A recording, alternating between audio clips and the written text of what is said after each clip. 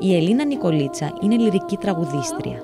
Με σπουδές και εργασία στο Παρίσι και στην Αμερική, έχει δημιουργήσει τη μέθοδο θεραπευτικό τραγούδι.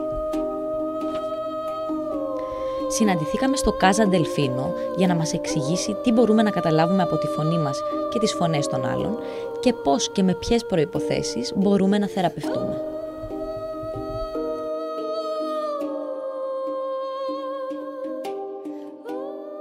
Ελίνα, καλημέρα. Καλημέρα. Πολύ χαίρομαι που συναντιόμαστε και τηλεοπτικά. Και εγώ ευχαριστώ για την πρόσκληση. Εγώ ευχαριστώ που είμαστε εδώ και που θα έχουμε την ευκαιρία να μάθουμε κάτι που δεν είναι και πολύ γνωστό, δεν είναι και πολύ συχνό και είναι και μετρημένοι άνθρωποι που το κάνουν. Και μιλάμε για τη δύναμη του ήχου. Ακριβώς. Ο ήχος λειτουργεί θεραπευτικά. Ναι, ο ήχος έχει...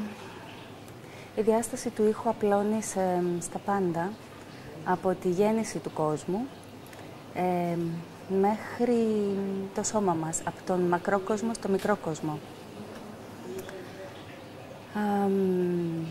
Πώς ο ήχος λειτουργεί θεραπευτικά, αυτό είναι κάτι το οποίο δεν είναι μια καινούρια γνώση, είναι μια γνώση που προϋπήρχε ανά τους αιώνες. Σε κάποιους πολιτισμούς ξεχάστηκε, όπως το δικό μας, σε κάποιους πολιτισμούς υπάρχει ακόμα, όπως στην Ινδία. Η μουσική χρησιμοποιούνταν πάντα θεραπευτικά, δηλαδή και στην αρχαία Ελλάδα γνώριζαν ότι η μουσική μπορεί να θεραπεύσει. Ο Πυθαγόρας, ας πούμε, χρησιμοποιούσε συγκεκριμένες μελωδίες για να θεραπεύσει συγκεκριμένες ψυχικές ασθένειες. Και ο ίδιος αυτό το ονόμαζε μουσική ιατρική. Οι ορφικοί ύμνοι ήταν γνωστοί, ήταν τραγούδια που λειτουργούσαν θεραπευτικά, αν και δεν γνωρίζουμε όλο το φάσμα των ορφικών ύμνων. Ο Πλάτωνας είχε μιλήσει για τη μουσική των σφαιρών, δηλαδή ότι κάθε πλανήτης έχει τη δική του δόνηση. Και αυτή η δόνηση είναι σαν σχηματίζει μια αρμονία στο σύμπαν. Άρα λοιπόν, αφού το σύμπαν έχει μια δόνηση και μια συγχορδία, ας πούμε, πόσο μάλιστα εμείς που είμαστε μέρος του σύμπαντος. Έτσι λοιπόν αυτή ήταν η παλιά φιλοσοφία στην αρχαία Ελλάδα, αλλά και σε πολλούς πολιτισμούς. Και αυτή είναι η αρχική θεώρηση για το πώς λειτουργεί η μουσική θεραπευτικά. Τώρα στους ανθρώπους, επειδή ο άνθρωπος αποτελείται από συχνότητες, επειδή είμαστε ενέργεια, είμαστε δόνηση, έχουμε ήχους μέσα μας. Ο ήχος της καρδιάς, ο ήχος της ροής του αίματος. Κάθε όργανο έχει μια δική του ιδιοσυχνότητα. Όλο μας το σώμα είναι μια συγχορδία. Τώρα, αν αυτή η συγχορδία είναι αρμονική ή δυσαρμονική, αυτό επηρεάζει και την υγεία μας. Έτσι λοιπόν ο ήχος λειτουργεί πολύ γενικά θεραπευτικά, θα έλεγα, όταν καταφέρνουμε να βρούμε την αρμονία μέσα μας. Και η αρμονία έχει να κάνει όχι μόνο με το σώμα μας, αλλά και με την ψυχή μας και με το πνεύμα μας. Και είναι κάτι που μπορούμε να καλλιεργήσουμε.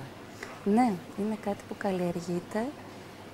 Βέβαια, όταν ερχόμαστε ως παιδιά, έχουμε αυτή την αρμονία, αλλά με το πέρασμα των χρόνων και με το στρες και με όλα όσα βιώνουμε στη ζωή μας, οι δύσκολες καταστάσεις ψυχικές μας βγάζουν από την ισορροπία.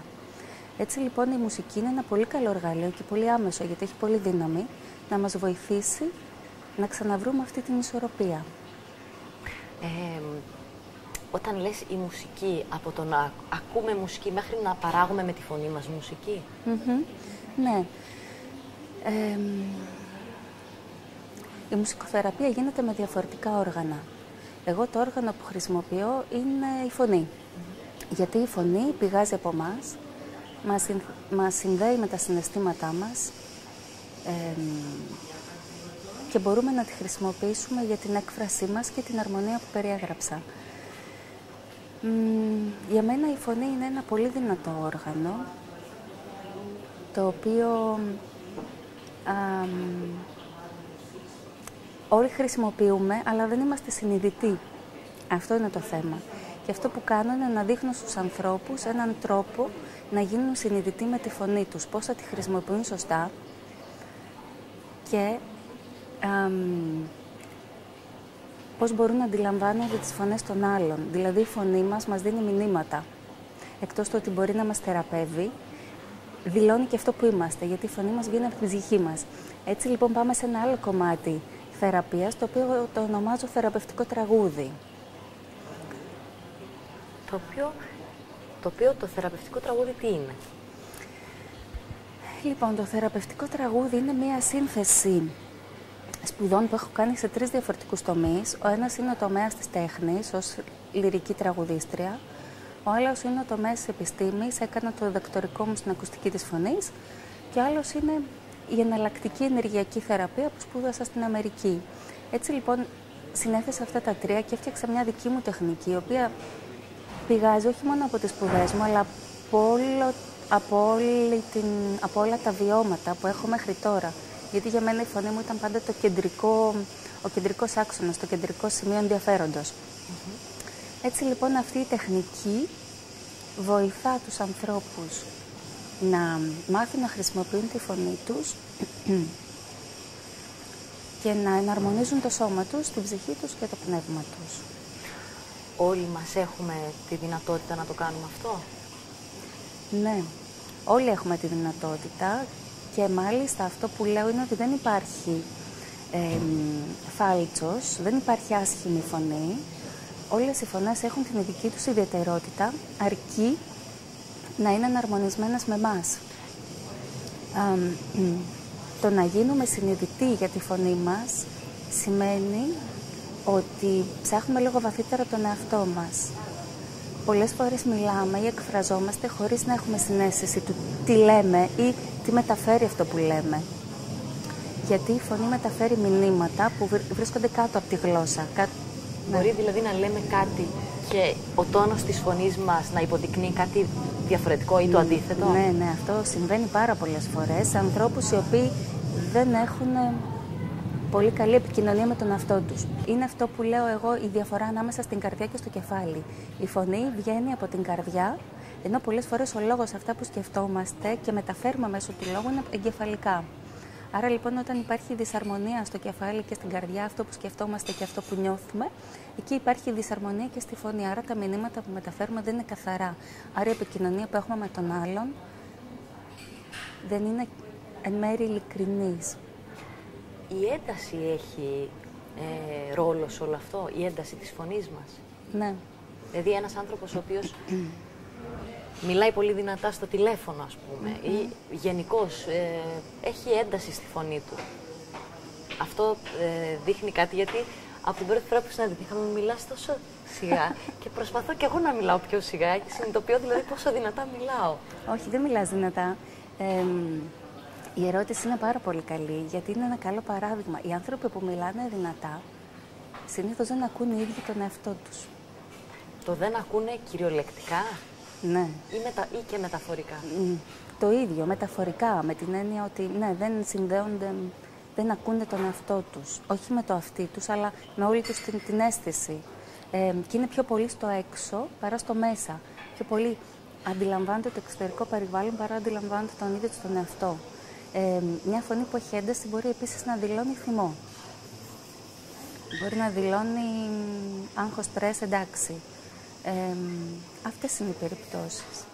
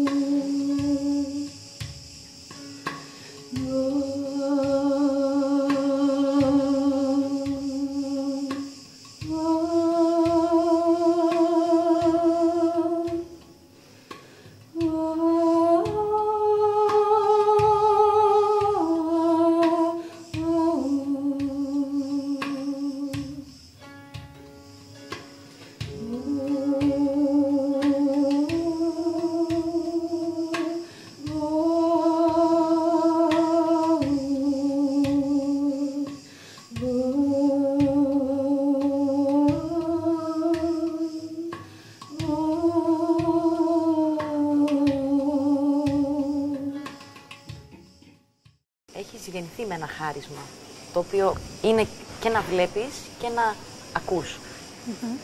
Να ακούς τις φωνές των άλλων και να αντιλαμβάνεσαι πράγματα. Εμείς οι άνθρωποι οι οποίοι δεν έχουμε καλλιεργήσει αυτή την δύναμη, την εσωτερική μας, μπορούμε δουλεύοντας με τον εαυτό μας να το κάνουμε αυτό.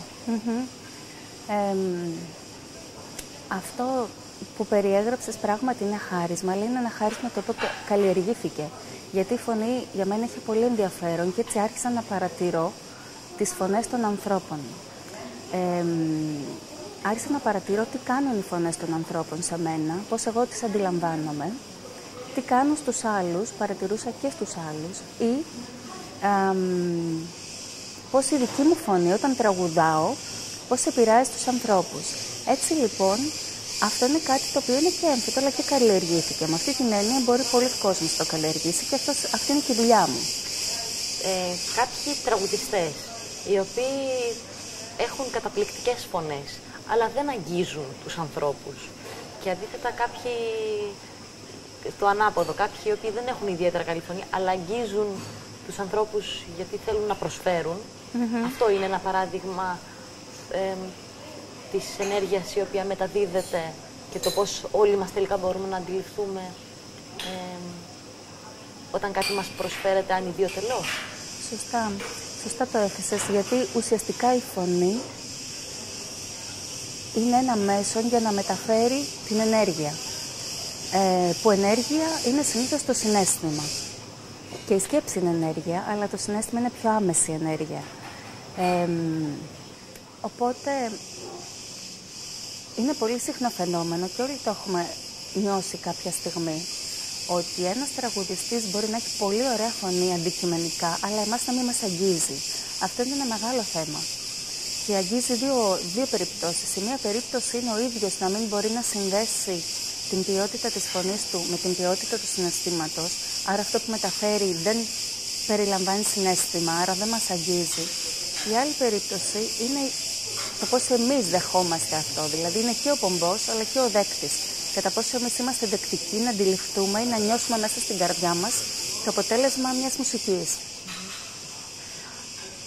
Παρ' όλα αυτά, όλοι μας μπορούμε να εκπαιδεύσουμε και με ποιο τρόπο μπορούμε να εκπαιδεύσουμε τους εαυτούς μας, ώστε με την ίδια μας τη δόνηση, την ίδια μας τη φωνή δηλαδή, να θεραπευτούμε.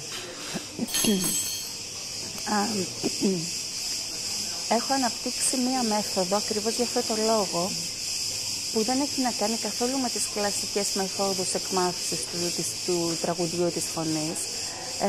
Είναι μια πιο εναλλακτική προσέγγιση που μας βοηθά να καταλάβουμε τι λέει η φωνή μας. Όσο προσπαθούμε να καταλάβουμε ποιοι είμαστε και ποια είναι η φωνή μας, και όχι να επιβληθούμε ντε και καλά στη φωνή μας για να φτιάξουμε μια ωραία χρειά για τους τραγουδιστές, ας πούμε, τόσο συνδεόμαστε πιο πολύ με αυτό που είμαστε. Έτσι λοιπόν, όταν δουλεύω με κάποιον που θέλει να καλλιεργήσει τη φωνή του, είτε για προσωπικό όφελος, είτε για να νιώσει καλύτερα αρμονία με τον εαυτό του, είτε γιατί θέλει να εκπαιδευτεί στο τραγούδι, ο τρόπος που δουλεύω είναι κυρίως να τον κατευθύνω με βάση αυτό που είναι ο ίδιος. Δεν μπορώ να περιγράψω πολυτεχνικές, πώς γίνεται αυτό, θα δείξουμε κάποια παραδείγματα μετά. Έτσι ξεκινάω συνήθως από ασκήσεις αναπνών. Χρησιμοποιώ πάρα πολύ την κίνηση του σώματος, γιατί ένα σώμα το οποίο είναι ακίνητο παράγει μια φωνή ακίνητη. Η φωνή, ο ήχος πρέπει να κινείται μέσα στο σώμα. Και εδώ θα κάνω μια παρένθεση. Από τη στάση του σώματος κάποιου ή από το πώς περπατάει μπορώ να καταλάβω αν η φωνή του είναι μπλοκαρισμένη και πού. Γιατί το σώμα μας είναι ένα μουσικό όργανο. Κανονικά πρέπει να δονείται ολόκληρο, να μην υπάρχει κανένα σημείο που να είναι μπλοκαρισμένο και να μπορεί να πάλεται με τον ήχο. Είτε μιλάμε είτε τραγουδάμε. Επειδή λοιπόν έχω απέναντί μου τον μαθητή και τον παρατηρώ πώς στέκεται και τι γίνεται, έχω αναπτύξει μια άλλου είδους ματιά. Βλέπω πολλά πράγματα και ακούω πολύ διαφορετικά. Έτσι τον κατευθύνω να βρει ο ίδιος τη φωνή του και τον εαυτό του και όχι με βάση αυτό που εγώ πιστεύω ότι είναι όμορφο ή θα τον βοηθήσει. Αυτή είναι μια πολύ εναλλακτική μέθοδος, καθόλου πρωτοποριακή. θεωρώ ότι όλοι οι δάσκαλοι έτσι θα έπρεπε να λειτουργούν και είναι και πολύ γρήγοροι. Δηλαδή μέσα σε ένα εξάμηνο ο κόσμος έχει κάνει άλματα που δεν μπορεί πια να γυρίσει πίσω.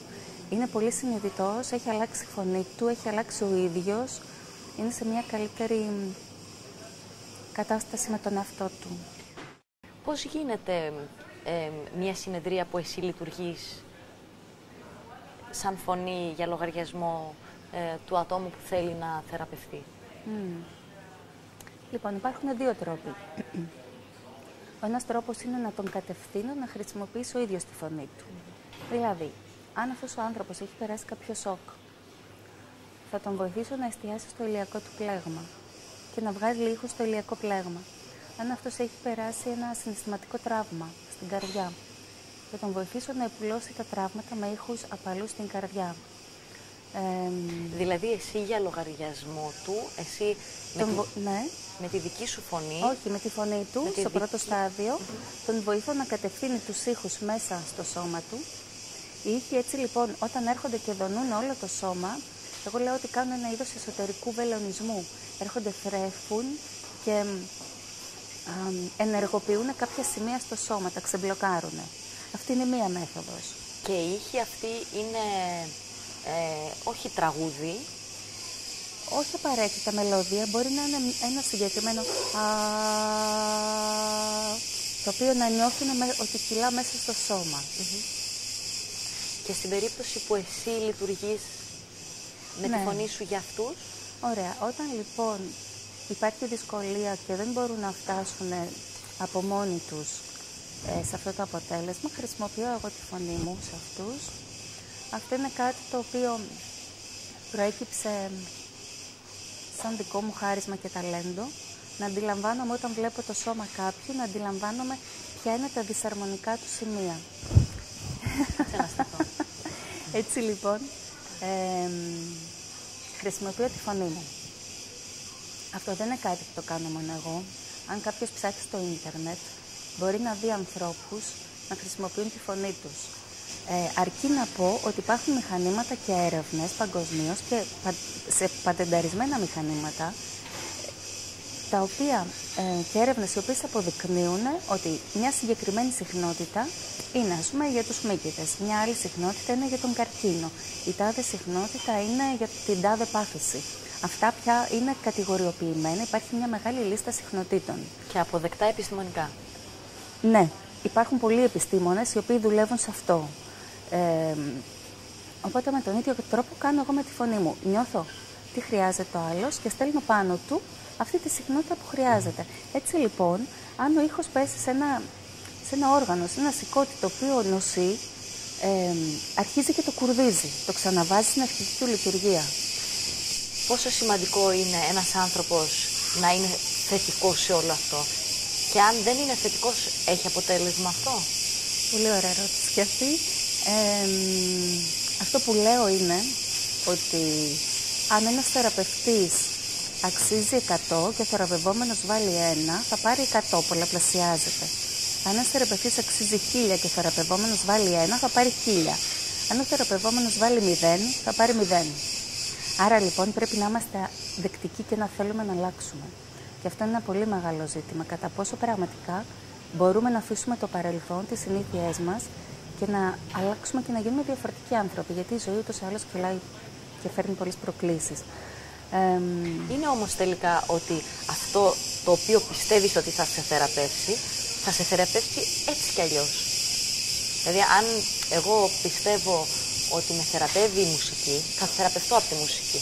Αν θεωρώ ότι θα με θεραπεύσει η κορτιζόνη, θα θεραπευτώ από την κορτιζόνη. Είναι τελικά και τι και πού είμαι διαθέσιμος και πού δίνω τη συγκατάθεσή μου να θεραπευτώ. Ναι, σίγουρα. Η πίστη είναι ένα πολύ μεγάλο εργαλείο. Η πίστη κάνει θαύματα. Αυτό είναι το ένα. Το δεύτερο είναι απλώς, αν δεν πιστεύουμε, απλώς να είμαστε ανοιχτοί και δεκτικοί και να εμπιστευτούμε τον θεραπευτή μας. Πώς μπορεί κάποιος άνθρωπος ο οποίος στέκεται μπροστά στον καθρέφτη και κοιτάζεται, καταλάβει μόνος του με τη φωνή του αν μπλοκάρει? Αν μπλοκάρει, αν έχει Δηλαδή, μπορεί να κάνει ένα απλό πείραμα κάποιος μόνος του, σπίτι του, για να αντιληφθεί που μπλοκάρει η φωνή του, που μπλοκάρει το συναίσθημά του. Νομίζω ότι κάποιος χρειάζεται να κάνει ένα τεστ. Γιατί από ό,τι παρατηρώ, οι άνθρωποι έρχονται και μου λένε μόνοι τους. Δηλαδή, είναι πολύ ελάχιστοι οι άνθρωποι οι οποίοι πραγματικά δεν καταλαβαίνουν ότι έχουν πρόβλημα με τη φωνή. Όσοι δεν το καταλαβαίνουν, θέλει πολλή δουλειά με τον εαυτό τους. Δηλαδή, έρχεται πολλοί κόσμος που μου λέει, θέλω να εκπαιδευτώ, γιατί όταν ήμουν παιδί μου είπανε τι φωνή είναι αυτή, πως τραγουδάς έτσι, και εγώ μπλόκαρα και δεν ξέρω να τραγούδισα ποτέ στη ζωή μου. Αν πω από τα 500 άτομα που έχω δει μέχρι τώρα, τα 250 έχουν αυτό το θέμα. Τόσο πολύ. Ναι. Και επειδή η φωνή μας εκφράζει το συναίσθημα και η φωνή εκφράζει αυτό που είμαστε και την ψυχή μας, λίγο πολύ όλοι καταλαβαίνουμε. Αλλά δεν ξέρω, θέλουμε να το παραδεχτούμε. Υπάρχουν σκεπασμένα συναισθήματα που ο κόσμος μπορεί να αγνοεί και μόνο ξεμπλοκάροντας τα ανακαλύπτει την πηγή τους. Αν είναι ένα παιδικό τραύμα ή αν είναι κάτι που κουβαλάμε, αλλά δεν το συνειδητοποιούμε. Ναι. Που αυτό συνήθως τι μπορεί να είναι? Αυτό συνήθως γίνεται στους περισσότερους ανθρώπους, γιατί είναι ένας μηχανισμός άμυνας για τους περισσότερους, να μην θέλουμε να δούμε τα προβλήματά μας, αλλά να τα βάζουμε λίγο στην άκρη, έτσι τα καταπιέζουμε. Αλλά εκεί υπάρχουν. Η φωνή μαρτυρά τα πάντα. Τα πάντα. Και κάποιος που έχει την ευαισθησία να αντιληφθεί, κάποιος θεραπευτής, μπορεί να καταλάβει αυτά τα τραύματα. Όταν ακούω τη φωνή κάποιου, μπορώ να καταλάβω πολύ εύκολα τι του έχει συμβεί στη ζωή του. Όχι βέβαια τόσο πολύ στην ομιλία, αλλά πιο πολύ σε κρατημένους ήχους. Όταν τους ζητώ να κάνουν έναν κρατημένο ήχο, ένα σταθερό, επειδή διαρκεί πιο πολλή ώρα, καταλαβαίνω αυτό το «α» τι παρασύρει από μέσα του. Μου συμβαίνει πολλές φορές να έρχεται κάποιος να κάνει τραγούδι επαγγελματικό και να του λέω, ξέρεις, αν δεν θεραπεύσεις αυτό το τραύμα σου, η φωνή σου δεν μπορεί να βγει από την ολότητά σου. Είναι σαν να μην εκπέμπει η φωνή. Άρα πρώτα θεραπεύεις το τραύμα και μετά, αφού έχεις χτίσει τον εαυτό σου, αρχίζεις και τραγουδάς. Γιατί όταν παίρνουμε ένα όργανο, παραδείγματος χάρη, πρώτη κίνηση είναι να το κουρδίσουμε. Οι περισσότεροι που τραγουδάνε δεν κουρδίζουν το όργανο τους, αλλά πάνε απευθείας να τραγουδήσουν. Αυτό που κάνω εγώ είναι ένα κούρδισμα του οργάνου. Έτσι θα το χαρακτήριζα, ναι. Το ότι μπορεί κάποιος άνθρωπος να μιλάει να απευθύνεται σε δύο διαφορετικά άτομα και η φωνή του να βγαίνει διαφορετικά στον ένα και στον άλλο.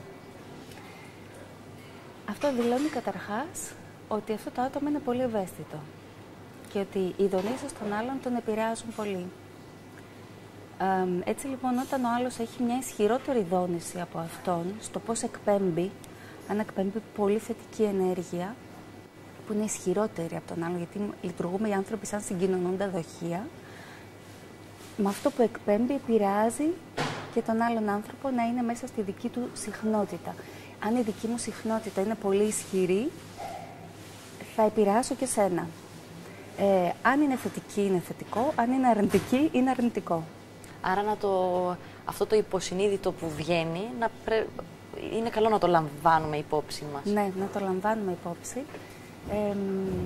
Θα έλεγα πάντα ότι είναι σημαντικό να βρούμε τη δική μας εσωτερική συχνότητα. Αυτό που πραγματικά εμείς είμαστε, να εκπέμπουμε αυτό που εμείς είμαστε.